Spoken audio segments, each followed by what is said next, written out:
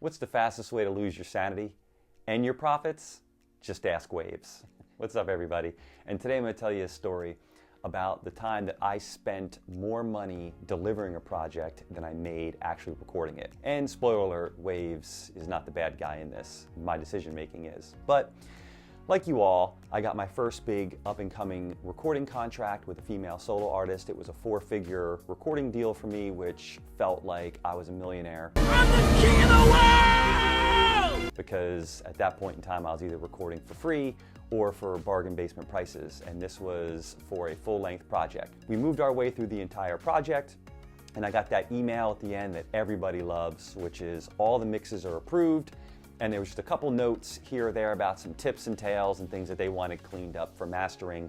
And I had 24 hours to get these files over to their distribution manager, and off they would go for being prepped for release. So I woke up bright and early the very next day, ready to knock this thing out. And I heard the ding from my phone, and like a moth to a flame, I flocked to it, and lo and behold, it happens to be a marketing email from Waves advertising a new stereo field plugin for $15, cheaper than the cost of a pizza pie at that point in time. And immediately I start envisioning all these ways that it's gonna help this project that was already approved, really set it over the top. And that perfectionism in me kicked in. I purchased this $15 plugin, load it up in the Pro Tools, load up the first file, boom. System crashes. 2 more times, system keeps crashing. So finally, after about an hour, I get someone from Waves on the phone. We go through the whole thing, and I find out that it's the operating system of my Mac that is not compatible with this new Waves plugin I purchased. And I'd have to go to Apple, and they would have to take it from there. Oh, come on! So at that point in time, Apple still had, they had changed their policies recently, or even over the last 5 to 7 years probably. This is going back just a little earlier than that. And I actually had to pay for the service of receiving the new operating system and having somebody kind of help me. That ended up being a 4-hour process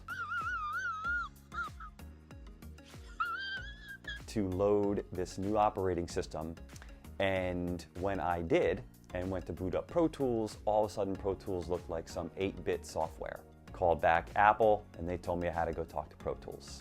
And anybody that's worked with Pro Tools at this point in time knows that you have to pay for a service plan with Pro Tools and have it if you don't have one, which I did not.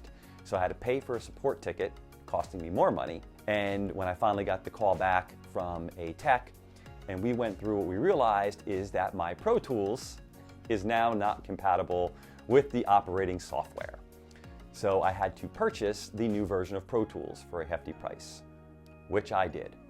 And after downloading that, and I would go to boot up Pro Tools thinking all the problems are solved. We are about 8 hours into this process now, starting to sweat a little bit, feeling that deadline get a little tighter. But you know what? We're okay. Go to boot up Pro Tools. No. No. System crashes. Now, being a veteran of crashing systems by this point in time, I get the sneaking suspicion something isn't compatible. Have to get back on the phone with Pro Tools and Avid, and we find out that actually now the iMac that I was using is not powerful enough and is essentially out of date. So I have 2 choices. I can roll back the operating software to my previous operating software, which at that point in time would wipe out all my memory, or I could purchase a new computer. No, God! Some of the more calm and collected people viewing this might be asking, why didn't you just go to somebody else that has Pro Tools? Well, the people that I knew that had Pro Tools didn't have all the plugins I did, and since I needed to reboot the entire files, I was gonna have some compatibility issues. So I make the panic move, bolting to the closest Apple store, which for me is about 45 minutes away. So that's gonna guarantee me about another 2 hours. So now, if you've ever seen the show 24 with Keith Sutherland, I'm starting to sweat. I'm seeing this clock ticking down, ticking down, ticking down. And of course, I'm also losing my sanity because now I realize that all my profits are going out the window. So I race to the Apple store, I buy the new iMac, grab it, race back, profusely sweating, have to link the 2 computers together, transfer all the information over. Once I finally do that, which is now several hours later, lo and behold, what I realize is that Apple has changed all of their adapters to USB-C. And everything I had prior to that was just USB. Are you serious? That Apple Store did not happen to have the USB to USB-C adapters in stock. So now I had to find another Apple Store that had them.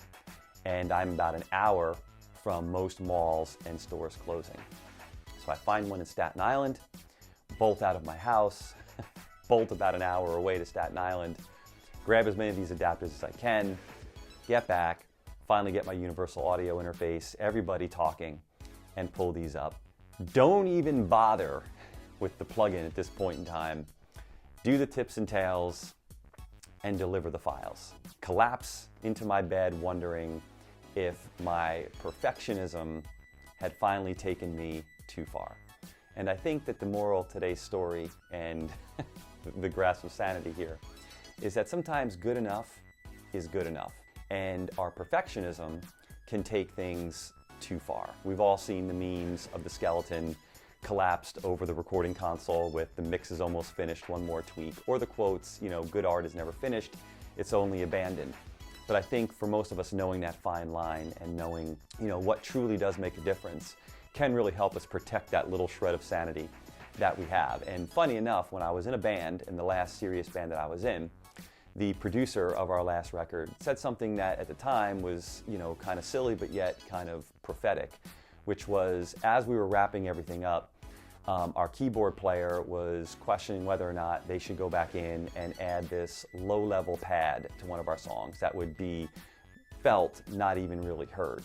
And the producer turned in all seriousness after the mixes were done and asked, how many more records do you think that's going to sell? From that moment, I think at that point in time, it kind of hit me. Like, are we really focusing on the things that we need to be focusing on? So I hope for all of you that are out there that have felt yourselves in similar situations or suffering from imposter syndrome or just feeling like you're watching your sanity go out the window with constantly trying to find ways to tweak things or making panic moves, find some humor and some comfort in this, that we all go through it. And I can tell you that my wallet was a lot lighter after this project than it was going into it. So hope you enjoyed.